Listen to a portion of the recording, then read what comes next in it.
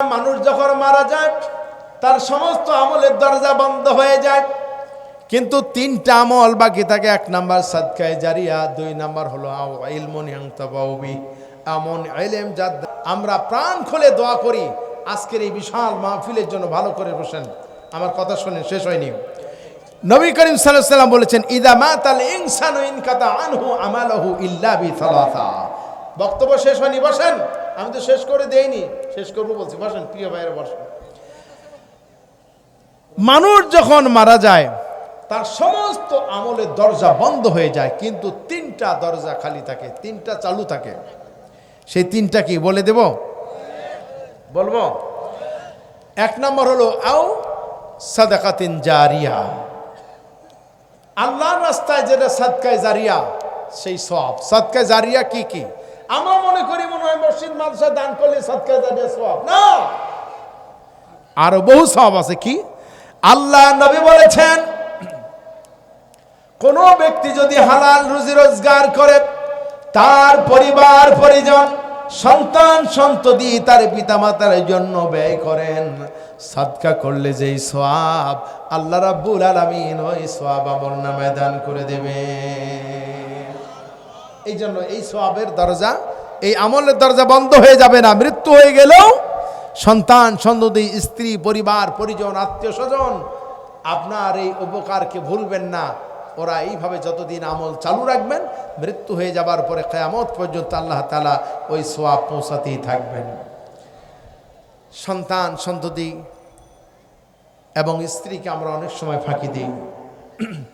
আমরা দোকানপাটে বসে আচ্ছা মতো খাই, কিন্তু ওদিকে সন্তান সন্ততি বাড়িতে আসে, ওদের জন্য হাদিয়া নিয়ে যাই না।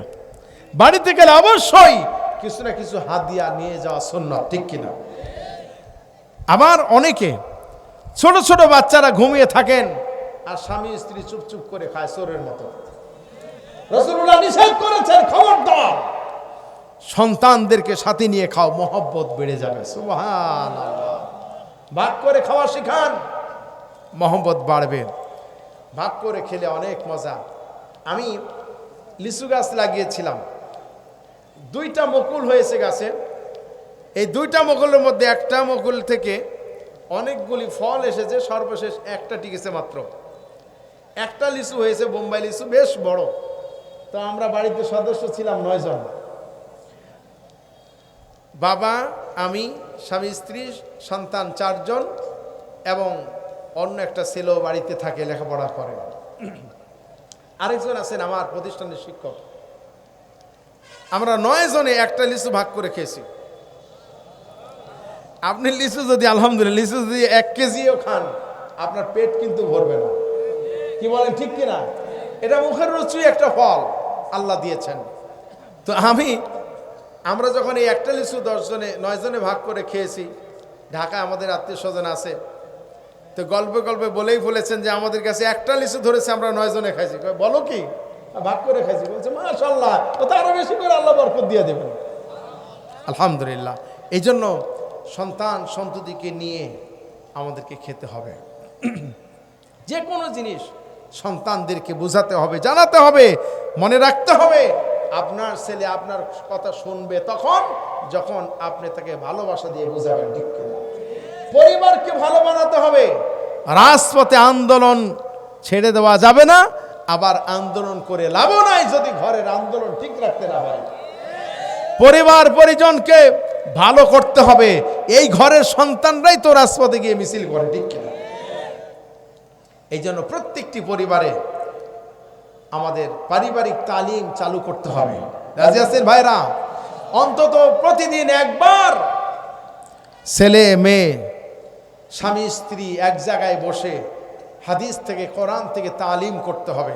পারিবারিক বৈঠক করলে দেখবেন প্রত্যেকটা পরিবারে খালিদ বিন ওলীদ পয়দা হয়ে যাবে। সুবহানাল্লাহ।